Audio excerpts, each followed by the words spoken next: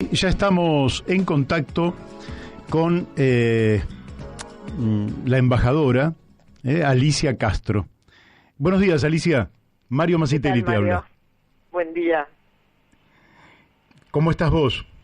Bien, muy bien, muy bien. Bárbaro. Aquí en Buenos Aires, ¿verdad? Sí, estoy en Buenos Aires, sí. No me pude trasladar a Rusia.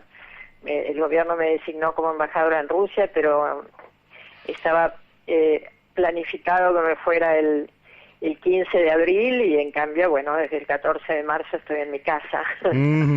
Es muy difícil moverse. Además, la embajada en Rusia incluye otros 5 países de la ex Unión Soviética, o sea, mucho movimiento, y no es aconsejable ni posible tomar aviones en este momento. Claro. Sí, si alguien sabe de eso, sos vos. Te escucho muy lejos. ¿Qué? Si puedes subir un poquito el ¿podés, retorno. subir el retorno? Bueno, ahí me escuchás un poquito mejor. Un poco mejor, sí. Bien, bárbaro. Bueno, Alicia, te aclaro que hace un tiempo intenté comunicarme contigo, pero no conseguía tu teléfono. Y las circunstancias quisieron que en un momento alguien me dijera, ¿por qué no entrevistás a Alicia Castro, que está en una muy buena iniciativa, y me pasara el teléfono? Así que eso ha dado lugar a esta entrevista. Y esa iniciativa de la que el amigo me hablaba era la constitución de la Internacional Progresista. ¿Nos podrías contar de qué se trata la Internacional Progresista? Sí, cómo no, es un punto de encuentro, una organización que reúne a personas, activistas, a movimientos sociales, a medios de prensa, como para unir, organizar, hacer confluir, movilizar, hacer conocer a nuestras propuestas y nuestras luchas en cada uno de nuestros continentes, en cada uno de nuestros países, para dar alternativas al actual sistema económico, al actual derrumbe social, al desmoronamiento de la democracia, al peligro de extinción en que se ha colocado el planeta. Así que estamos muy entusiasmados con esta iniciativa, porque efectivamente si nosotros miramos a la derecha o miramos a los banqueros o miramos a los fascistas, van a tener un discurso único, una narrativa igual, tienen los mismos propósitos y el mismo discurso. Si vos escuchás a un banquero en Chile o en Suiza, sí, te va a hablar de cómo evadir impuestos, de privatizaciones, de flexibilidad laboral, y ese discurso único lo tenemos que repetir y lo tenemos que internacionalizar a nuestro modo, las personas que creen que un mundo mejor es posible, ¿no? Sobre todo en un momento como este, en que la pandemia ha revelado dos cosas obvias, pero que ahora se ven con mucha crudeza: el total fracaso del actual sistema económico. Si comprobamos que la mayor potencia política, militar, económica del mundo, los Estados Unidos de América, no puede curar a sus enfermos ni enterrar a sus muertos, mientras que tiene un presidente que aconseja tomar la bandina. Sí. Y dicho sea de paso, que según ha revelado el New York Times, paga $750 por año de impuestos, ¿no? Sí. Creo que seguramente vos, Mario, pagás más impuestos que Donald Trump. Con toda seguridad. Y eso que aquí el dólar está caro. Y en segundo lugar, esta pandemia nos ha mostrado la profundidad y la violencia de la desigualdad, ¿no? Es decir, la pandemia no crea la desigualdad. Nosotros estamos acá en la ciudad de Buenos Aires, donde siempre faltó agua en las villas, hay miles de ciudadanos viviendo en la calle en medio del frío, del desamparo, sin techo, sin comida, sin agua, sin conectividad. Pero lo que antes era injusto ahora se volvió letal. Y en tercer lugar, parece que hay recién algunas personas que se dan cuenta que la economía y que el desarrollo lo produce, y los bienes que se intercambian lo producen los trabajadores, ¿no? No lo produce Roca o Pagani sentado en su escritorio conversando con los accionistas, lo producen los trabajadores. Así es. Entonces, creemos que es necesario, que es urgente cambiar el estado de las cosas, y por eso surge la Internacional Progresista para debatir a nivel global un repertorio de alternativas posibles, para reunir la fuerza para presentarlas y también para construir y exigir soluciones políticas, ¿no? Y hemos tenido la semana pasada una cumbre mundial, se iba a realizar en Islandia, pero naturalmente tuvo que pasar a ser una cumbre virtual, a la que asistieron más de medio millón de personas en línea, y está disponible todavía para ser vista en YouTube, cualquiera que quiera ver Internacional Progresista o Progressive International. Muy bien. Y esa, o sea, ya medio millón de personas ya vieron. ¿De cuántos países hay dirigentes u organizaciones sociales, políticas, culturales representadas en esta internacional? Bueno, ya de todos los continentes, y yo tengo el honor de integrar el Consejo de Asesores junto con Noam Chomsky, Yanis Varoufakis, Naomi Klein, McDonnell y Aruna Roy, y una cantidad de militantes y de activistas y de dirigentes sociales, ¿no? En el Consejo somos 40. Y vale la pena, si querés, que revisemos un poco lo que dijeron. Sí, en sería estas excelente. Conferencias. Sería excelente. Chomsky abrió la cumbre con la primera de las 4 conferencias centrales y nos situó bajo la amenaza de una guerra nuclear, una catástrofe ecológica, el desmoronamiento de la democracia, y nos alertó sobre la inminencia de la extinción del planeta y la urgencia de reunir y organizar fuerzas, oponiendo nuestra internacional progresista a lo que él llama una internacional reaccionaria, bajo el liderazgo de Trump, de quienes lo siguen en Europa, y que cuenta con el respaldo de las instituciones económicas mundiales dominantes, ¿no? Como el Fondo Monetario Internacional, etcétera. Sí. Se le suma Bolsonaro, los dictadores del Golfo, los acuerdos de Israel y los dictadores de los países árabes. También es una manera de consolidar esa internacional reaccionaria en Medio Oriente, ¿no? Y él alerta sobre que el creciente descontento con las instituciones políticas ha abierto un espacio para los demagogos que se presentan como si fueran salvadores, ¿no? Sí. Él dice, estas 2 internacionales dividen al mundo, una de ellas del lado de estos estados y la otra del lado de los movimientos populares. Y él se refirió con mucha precisión al tema impositivo como problema central, ¿no? O sea, los ricos no pagan impuestos. El 1% de los ricos concentra la mayor parte de la riqueza del planeta, sino que además el dogma neoliberal ha naturalizado que los ricos no paguen impuestos, ¿no, Mario? Así es.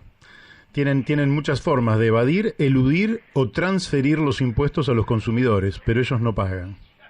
Claro, pero es bastante impresionante, porque cualquier persona, la más pobre, cuando compra un litro de leche o un pan, paga impuestos. Así es. Y después nosotros hemos tenido un presidente con empresas radicadas en guaridas fiscales, ¿no? Lo cual creo que nos avergüenza porque había al principio, cuando se descubrieron los Panama Papers, había 5 mandatarios que aparecían, pero o fueron dejando el poder, el primer ministro de Islandia renunció por esa razón. Nosotros seguimos teniendo no solo un presidente que tenía el dinero de su empresa en guaridas fiscales para evitar pagar impuestos en la Argentina, sino que además ahora su partido ni siquiera está de acuerdo con un impuesto, con un tributo por única vez a las personas más ricas de la Argentina, ¿no?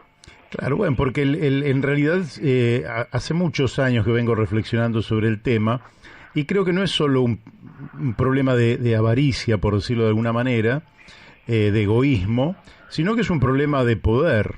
Es decir, creo yo que en la imaginación de ellos, en esta extinción de la cual ya varios están hablando y vos decís que Chomsky lo ha hecho, si vos tenés suficiente cantidad de dinero, vas a poder ubicarte en algún lugar del planeta que vas a estar a salvo y los que van a morir son los pobres. Yo creo que en el fondo esta cuestión de poder los ha llevado a esta acumulación absolutamente irracional de riqueza, que la verdad es que no tiene otra explicación, porque son números que no hacen a la vida de ningún ser humano, ¿no? No, y además pensemos, yo creo que la pandemia nos obliga a dar este debate, Mario, a profundizarlo, ¿no? Yo espero que salgamos más radicalizados de esta pandemia, menos tolerantes con la injusticia social, ¿no? Espero que sí. Creo que es un momento para hacer grandes gestos de justicia social, y eso tiene que estar acompañado de grandes gestos de justicia fiscal. La pregunta es quién paga la cuenta de la pandemia, ¿no? Uh-huh. Mientras hay millones de personas que van a caer en la pobreza, que van a salir de la clase media, van a ser nuevos pobres, y nuevos pobres que van a caer en la miseria y en la indigencia. En América Latina, que es la región más desigual del planeta Tierra, ha surgido, como hemos visto en una investigación, ha surgido un nuevo 1.000 millonario cada 2 semanas. Sí, una vergüenza. Un nuevo 1.000 millonario, o sea, 1.000 millones de dólares, ¿no? Entonces, esta pregunta que yo he formulado en la Mesa de América Latina sobre quién paga la cuenta de la pandemia, intentando que obviamente la respuesta sea que paguen más los que más tienen, porque es un imperativo ético. Se puede proponer establecer un impuesto permanente y progresivo a las grandes fortunas. A mí me parece lamentable que hayamos estado 9 meses discutiendo un tributo o 6 meses discutiendo un tributo por única vez a las grandes fortunas y que todavía esté en discusión, ¿no? Y hay quienes se atrevan a decir que no les parece propicio, ¿no? Sí, sí, claro. Al contrario, creo que tiene que haber un impuesto permanente y progresivo a las grandes fortunas, un impuesto a las actividades financieras, que hace mucho tiempo se discute, recuperar una idea de tiempos de guerra. En la guerra, después de la Segunda Guerra Mundial, se estableció un impuesto a las ganancias extraordinarias por efecto de la guerra. Nosotros tendríamos que tener un impuesto extraordinario a las ganancias por efecto de la pandemia, por ejemplo, el sector del comercio virtual, el sector tecnológico, el sector farmacéutico se han beneficiado. Así es. Y establecer un impuesto a la actividad digital, que ya representa el 40% del Producto Interno Bruto de la región, y acabar con los paraísos fiscales, ¿no? Así como creo que que lo justo es brindar paquetes de rescates públicos, pero condicionados, ¿no? En la Argentina se han hecho muchísimos esfuerzos y al mismo tiempo se ha pagado, por ejemplo, el programa ATP, cubriendo parte de los salarios a grandes empresas y a empresas que son superavitarias e incluso que evaden y que tienen sede en paraísos fiscales, algunas. Entonces, creo que estos rescates tienen que ser condicionados, ¿no? Y al mismo tiempo han evaluado, ahora seguimos también con otros participantes, pero han evaluado lo que se llama renta ciudadana o ingreso básico universal como una política de la Internacional Progresista. Sí, en realidad la renta básica universal o el salario mínimo universal es, como vos bien sabés, una discusión que se viene dando hace décadas. Así es. En la izquierda y en el progresismo. Ahora es una discusión que ha permeado y que se está discutiendo en el mundo entero. Ahora, esas discusiones no pueden quedar en el plano de los cientistas políticos o en el plano de los comentarios. Tienen que ser propuestas que alcancen un nivel de difusión y de reclamo como para que sean tomadas en serio por los gobiernos, en especial en nuestra región, que es la región más desigual del planeta, ¿no? Sí. El salario mínimo universal no solo es un tema de estricta justicia, sino que además serviría para movilizar el mercado interno, pues Así es. si los trabajadores y los desocupados, o los trabajadores desocupados y los trabajadores activos y los trabajadores jubilados tuvieran más poder de compra o algún poder de compra. Claro. Te quiero hacer una pregunta por lo siguiente. Antiguamente, por decirlo, en mis épocas juveniles, había un pensamiento mecánico, si se quiere, pero que generaba una certidumbre sobre el futuro, que era el siguiente: el capitalismo era una etapa en la evolución de la sociedad humana, que iba a tener, tuvo su punto de partida, su desarrollo y su declive, e iba a ser reemplazada por otra sociedad que en aquellos tiempos se planteaba el socialismo, y que iba a ser una sociedad más igualitaria, solidaria, democrática, etcétera. Luego sobrevino, lógicamente, el derrumbe de lo que en el imaginario colectivo expresaba el socialismo, que era justamente un destino que vos vas a tener, que era la Unión de Repúblicas Socialistas Soviéticas, y que los chicos menores de 30 años casi tienen como un registro prehistórico de aquello, pero los que tenemos algunos años recordamos perfectamente que entre la caída del muro de Berlín en el 89 y la desintegración de la Unión Soviética en el 91, vino la gran oleada neoliberal. ¿Y qué nos hizo perder? Nos hizo perder una representación del futuro. Tengo esta impresión y te quiero preguntar, que hay una conciencia sobre la finitud del capitalismo, pero no tenemos claro qué es lo que viene después.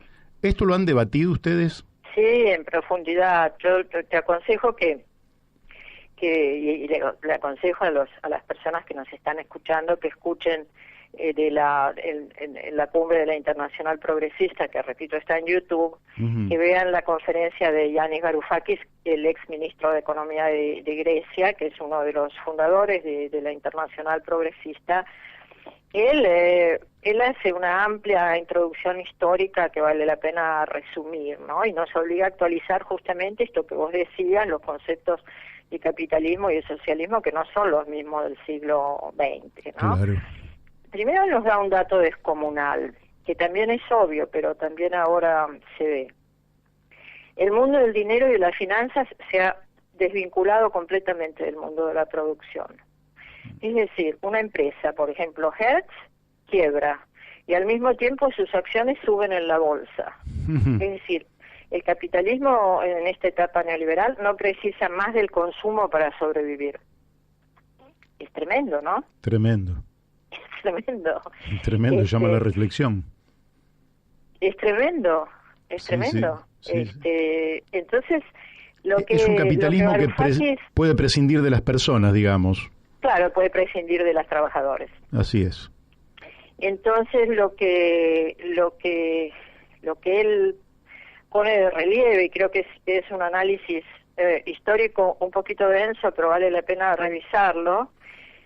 Él dice que las cosas cambiaron después del 2008, el año que el sistema financiero occidental se derrumbó, que después de 25 años de financiarización bajo la cobertura ideológica del neoliberalismo, el capitalismo global tuvo un espasmo como el de 1929 y 1930, que casi lo puso de rodillas, y en ese momento recordemos que hubo una explosión de rebelión, de movilizaciones populares, los movimientos de indignados de España, los movimientos en Grecia, Occupy Wall Street en Estados Unidos, varias fuerzas de izquierda en Latinoamérica.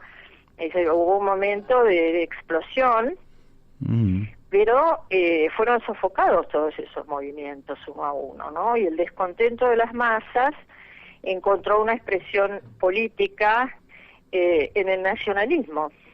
Varoufakis dice que fuimos testigos del ascenso de la internacional nacionalista. Por ejemplo, la expresión del Brexit, sí, que, digamos, con los argumentos de queremos recuperar nuestro país, el Reino Unido, particularmente Inglaterra, dentro del Reino Unido, se puede mantener solo, no necesitamos las decisiones de Bruselas, etcétera.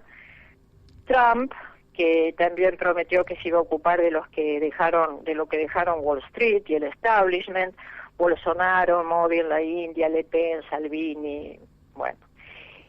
Y también se refirió a que los dirigentes socialistas que despertaron grandes esperanzas dentro de sus propios partidos, como Bernie Sanders en Estados Unidos y Jeremy Corbyn en el Reino Unido dentro del Partido Laborista, fueron erosionados por la burocracia de sus propios partidos.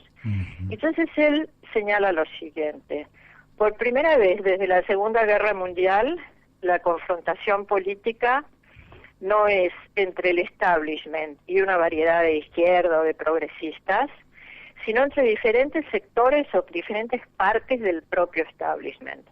Una parte que aparece como los bastiones de la democracia liberal y la otra como los representantes de una democracia no liberal, ¿no? Nacionalista. Y por eso él dice que necesitamos una internacional progresista, porque hay una falsa oposición entre estas dos variantes gemelas de autoritarismo, este establishment liberal y lo que él llama una internacional nacionalista, que amenaza a la humanidad con atraparnos en una agenda del status quo, que en realidad está destruyendo las perspectivas de vida y desperdicia oportunidades para poner fin al cambio climático, y por eso insisten que los progresistas necesitamos un plan común, una organización y una voluntad común para concebir el poscapitalismo, porque el capitalismo, concluye, no es compatible con la supervivencia humana. Está muy bien, eso yo lo comparto. Creo que efectivamente el capitalismo ha explotado a los seres humanos hasta que las luchas de los trabajadores le impidieron seguir haciéndolo de manera irracional y a mansalva, e iniciaron la explotación a mansalva de entonces de la naturaleza.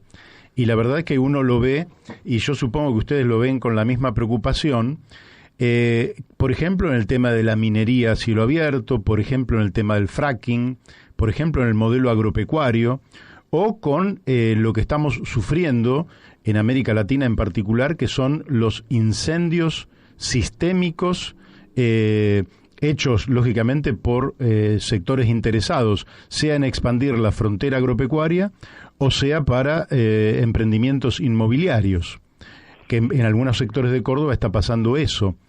Lo que muy grave, ¿no? Es muy, muy grave. Muy grave. Por suerte yo veo, Mario, que está creciendo la conciencia ecológica, medioambiental en la Argentina. Pero no es lo suficiente, ¿no? Porque si vemos, por ejemplo, que el modelo propuesto para exportar cerdos a China, esto sí lo estamos discutiendo a nivel de la internacional progresista, a nivel local, que tenemos muchos activistas y dirigentes y comunicadores. Bien. Es decir, y personas también del campo y de arraigo, como Pedro Peretti, etcétera. No es, o sea, por supuesto que necesitamos exportar, la Argentina necesita dólares, y está muy bien que exportemos carne o cerdos a China. Pero lo que hay que discutir es el modelo de producción. Así es. Es decir, si lo queremos en mega granjas, mega factorías, mega chancherías, donde además hay un nivel de crueldad animal que es francamente horrible, ¿no? Mi hija se hizo vegetariana mirando los videos de las mega granjas de cerdos en China y en otras partes del mundo, en África. Han sido además fuente de creación de pestes, de pandemias, sí, de infecciones, tienen un gran nivel de contaminación ambiental. Entonces sí se puede, por supuesto que se puede producir, pero producir en establecimientos medianos y pequeños y a lo largo y ancho del país, donde no solo tienen otra forma de crianza, sino que además se desconcentra el capital y los beneficios, lo cual también es bueno para todos. Sí. La Argentina ha tenido un modelo desastroso desde la incorporación del glifosato, de los agrotóxicos, la tala de bosques, estamos extinguiendo especies, estamos liquidando las abejas que son necesarias para la polinización, estamos desalojando comunidades originarias, La verdad que no nos podemos dar por satisfechos con lo que hemos hecho con nuestra tierra, ¿no? Se ha fomentado el latifundio, en fin, yo creo que tenemos que revisar todo eso. Sí, claro, la producción de basura. Es tiempo de reparación, dijo Naomi Klein en la conferencia, en la Internacional Progresista, ¿no? La escritora canadiense famosa, porque muy joven escribió este libro famoso, No Logo, y ahora ha publicado La doctrina del shock, el auge del capitalismo del desastre. ¿Lo viste? Sí, sí. Alicia, Daniel de Abrantes te habla, una consulta sobre, ya que traes a Naomi Klein. Ella plantea en su último trabajo que la crisis ambiental va a producir una bisagra política a nivel mundial, que un poco me parece la Internacional Socialista, la Internacional Progresista está en esa línea, ¿no? De conciencia colectiva, ¿no? Ella plantea que la crisis ambiental va a ser el punto de inflexión para salir del modelo capitalista. Estos temas me imagino que estuvieron presentes en todas las discusiones. Debiera ser el punto de inflexión, ¿no? Pues viste que al principio de la pandemia inmediatamente surgió un debate filosófico y entre los cientistas políticos muy florido, muy interesante. No sé, el esloveno Žižek, por ejemplo, dijo que Žižek con Z, dos Zetas y una K, Z-I, Z-E-K, que dijo que la pandemia le dará un golpe a lo Kill Bill, porque es un cinéfilo, así que se refirió a la película de Tarantino. La pandemia le dará un golpe a lo Kill Bill, al capitalismo, y habrá un nuevo socialismo basado en la cooperación, en la ciencia y en la solidaridad. Y le contestaron muchos, pero entre otros, digamos, para resumir la posición, ese filósofo surcoreano Chul Han, que dice que no sucederá, que el capitalismo retomará con más auge porque el aislamiento no genera sentimientos colectivos, y culmina diciendo que el cambio necesario, la revolución, no la va a hacer el virus, la tenemos que hacer las personas, los hombres y las mujeres de este mundo. Ahora, yo que me mantenía durante todos estos meses que estoy pasando dentro de mi casa, siguiendo a Gramsci siempre, con el optimismo de la voluntad y el pesimismo de la razón, te debo confesar que estoy cada vez más pesimista. ¿Por qué? Porque no veo que se estén adaptando, digamos, no veo que haya una conciencia generalizada sobre que hay que terminar con la desigualdad. No veo que haya una conciencia generalizada con que los ricos tienen que pagar el costo de la pandemia, y no veo que haya una conciencia generalizada sobre un nivel de degradación medioambiental que, como sostiene Noam Chomsky, nos coloca al borde de la extinción, Él dice, con 92 años que tiene y una enorme experiencia y capacidad de análisis y de observación, que nunca hemos estado tan cerca del apocalipsis. Y sí. Efectivamente, este periodo, que es el antropoceno, es el primero en que el hombre está dejando huellas indelebles y dañinas en la naturaleza, ¿no? Es la primera vez que logramos hacer tanto daño a nuestro planeta. Entonces, sí me siento con esperanza de que surjan dentro de la Internacional Progresista, que sea un movimiento que crezca en defensa de otro modelo, en defensa de un modelo humanista, ¿no? Claro.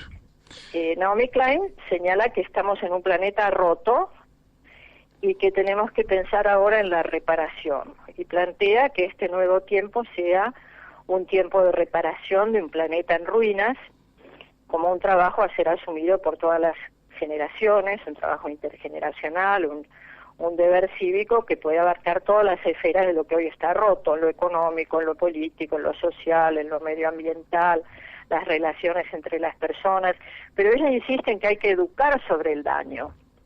The skill of grieving lo llama en inglés, que no lo he encontrado en la traducción. Sería una cosa como la habilidad de lamentarse, ¿no? Por lo que está sucediendo.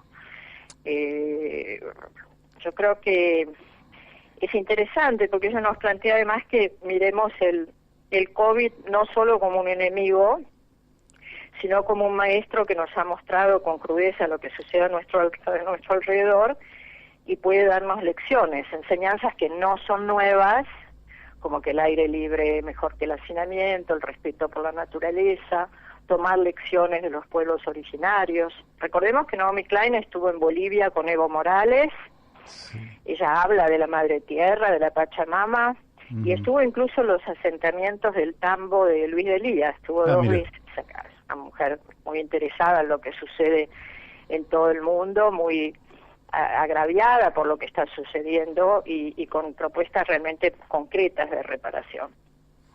Alicia, la última pregunta, y que tiene que ver, bueno, primero decirte que es una gran noticia que nos puede llenar por lo menos de cierto optimismo que se haya constituido esta Internacional Progresista, a la cual yo supongo que mucha gente va a querer sumarse y muchas organizaciones lo van a querer hacer.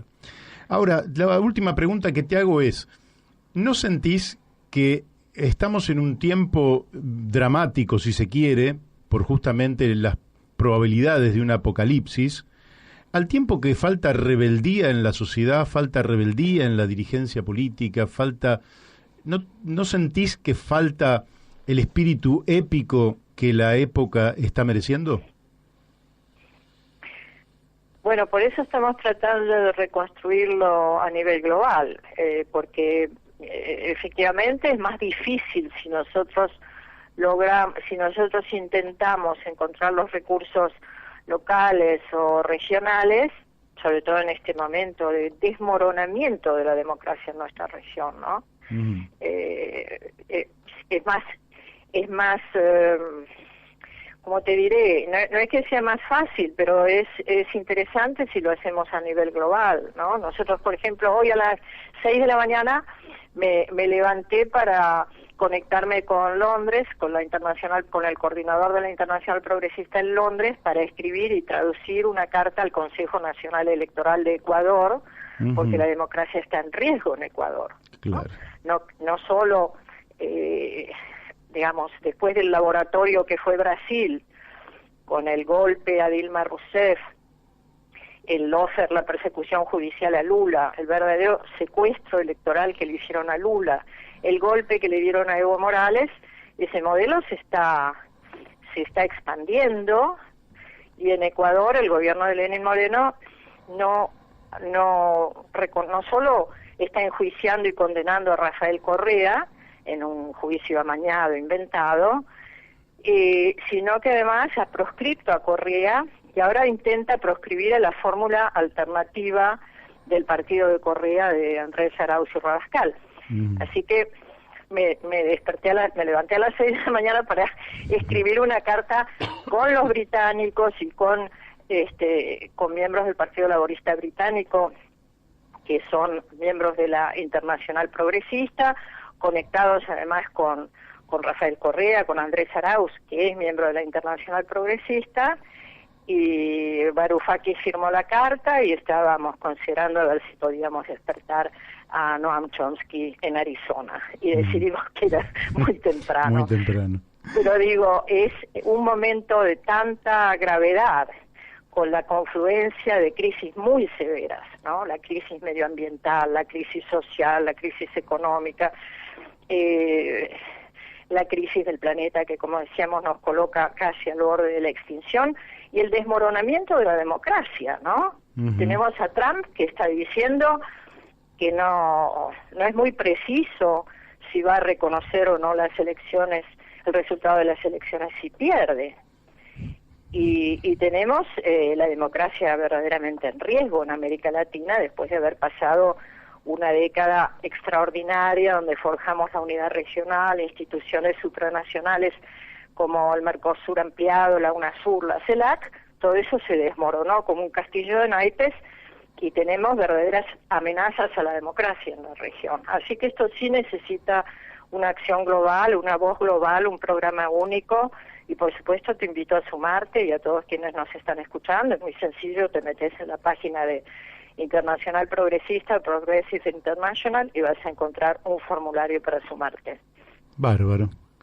Bueno, Alicia, quedaremos para volver a charlar en algún otro momento, si no te molestamos. No, al contrario, me encanta. Bárbaro, bárbaro. A nosotros también nos encanta, así que seguramente en no mucho tiempo vamos a volver a charlar. Encantada, un abrazo. Un abrazo. Un abrazo. Gracias. Chao.